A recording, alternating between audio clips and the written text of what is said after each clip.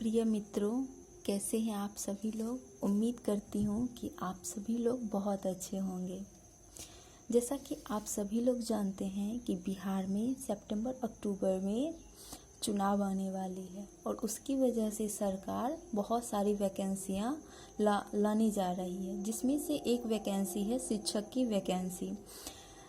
अभी शिक्षक की वैकेंसी में जो है 1 to 5, 1 to 5, 6 to 8, फिर 9 to 10 और 11 to 12, यानी कि इतने क्लास तक के शिक्षक की भर्ती की जाती है। ठीक है, जिसमें 1 to 5 और 6 to 8 के लिए सीटेट या टीईटी एग्ज़ाम यदि बिहार सरकार प्रोवाइड कराती है तो वो देना होता है।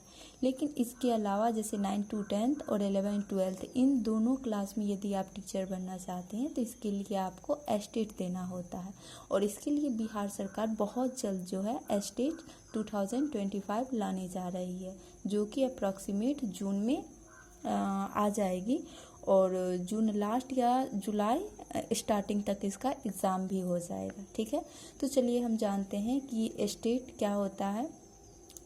तो स्टेट जो होता है स्टेट टीचर एलिजिबिलिटी टेस्ट होती है। ठीक है, तो अभी हमारा बिहार सरकार निकालने जा रहा है, तो यानी कि बिहार टीचर एलिजिबिलिटी टेस्ट, वो भी अपर क्लास यानी कि 9 to 10 के लिए और 11 to 12 के लिए। ठीक है, इसमें 2 पेपर होते हैं, पेपर फर्स्ट और पेपर सेकेंड। यदि आप 9 to 10 दोनों के टीचर बनना चाहते हैं तो आपको पेपर 1 देना पड़ता है और पेपर 2 के लिए 11th एंड 12th इन दोनों क्लास के टीचर बनते हैं। ठीक है, तो अब जो पेपर 1 कौन से स्टूडेंट दे सकते हैं, तो जिन्होंने ग्रेजुएशन कंप्लीट कर लिया हो, साथ ही पीजी भी कंप्लीट कर ली हो और उसके साथ ही बीएड भी उनका कंप्लीट हो गया हो। ठीक है, और वो जो है पेपर 1 यानी कि स्टेट पेपर 1 का एग्ज़ाम देंगे। साथ ही अब आपका जो है सो पेपर कौन सा रहेगा, जैसे मैथ हो गए, साइंस हो गए, आर्ट हो गए, तो इसमें कौन सा रहेगा।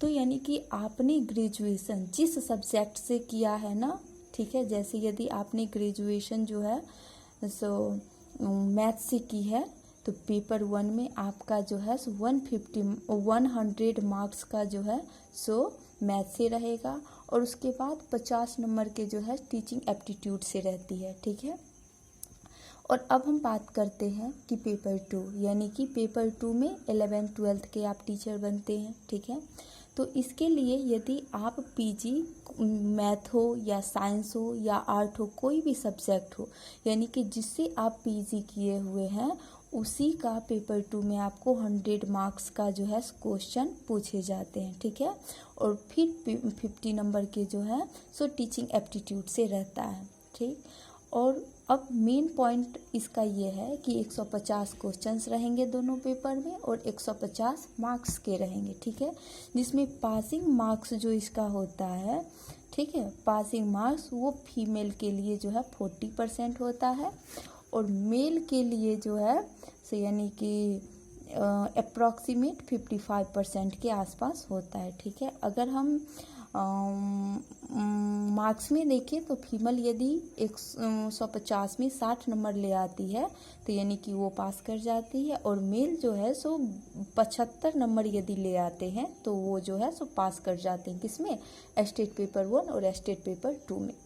और जब आप ये दोनों एग्ज़ाम यानी कि दोनों पेपर क्वालिफाई कर जाते हैं तब जो है सो आप अब जो टीचिंग के लिए प्रॉपर वैकेंसी निकलेगी, जैसे कि बीपीएससी ट्री, ठीक है, बीपीएससी टीचर, उसमें आप बैठ सकते हैं। किसके लिए, तो 9 to 10 के टीचर के लिए और 11 to 12 के टीचर के लिए। ठीक है, तो अब मैं यहाँ पे आपको ये बताऊंगी, जैसे मेरा ग्रेजुएशन मैथ से है तो मैं जो पेपर 1 दूंगी या दे चुकी हूँ तो वो मैथ से।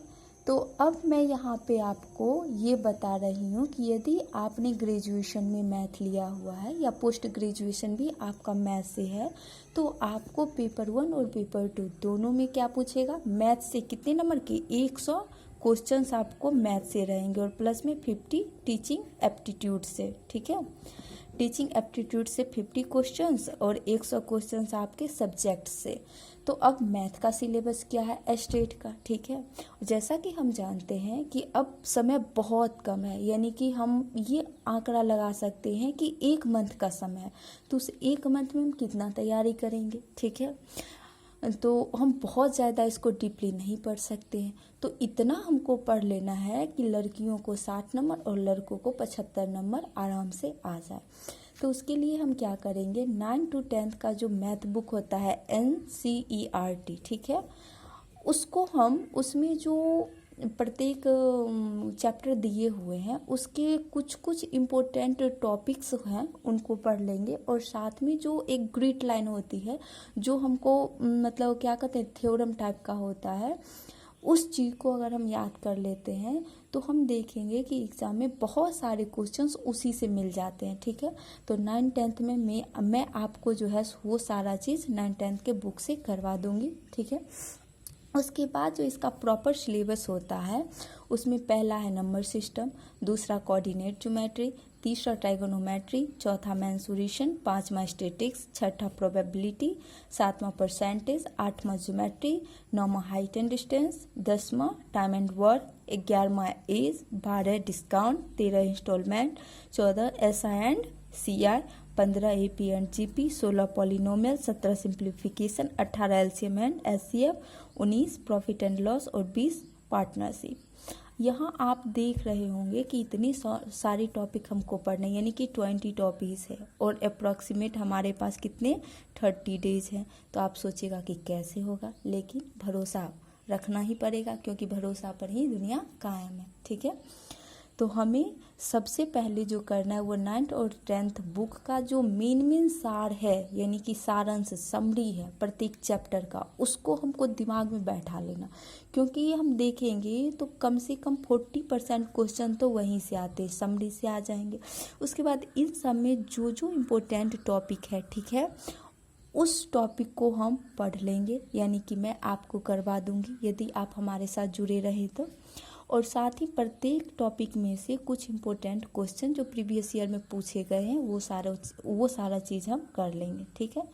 तो एस्टेट का सिलेबस इतना ही है, और यदि आप जो है सो पढ़ना चाहते हैं, आगे हमसे जुड़े रहना चाहते हैं, तो इस चैनल को सब्सक्राइब कीजिए, शेयर कीजिए, लाइक कीजिए, साथ में कमेंट भी कीजिए कि आपको वीडियो अच्छी लगी हो तो, और आगे वीडियो को आराम से देखते रहिए और पढ़ते रहिए। धन्यवाद। ओम शांति।